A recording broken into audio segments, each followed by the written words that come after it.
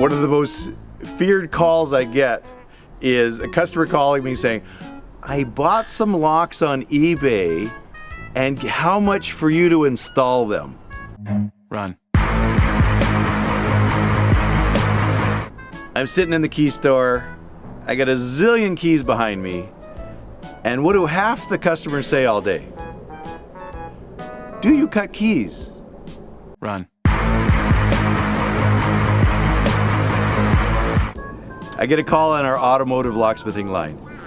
I bought some keys for my car on eBay. How much to cut and program them? Run. I'm locked out of my house, but I want you to come, and how much noise do you make? I don't want you to make a lot of noise. Run.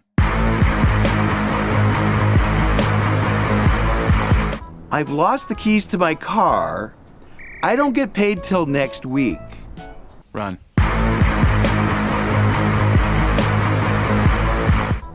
I'm locked out of my house, but I have no ID. But I'm allowed in. Run. I hope you enjoyed watching this video. Subscribe to my channel. Also, visit my website and you can see what online locksmith training I have for beginners, intermediate, and advanced, as well as my covert methods of entry and my non-destructive methods of entry.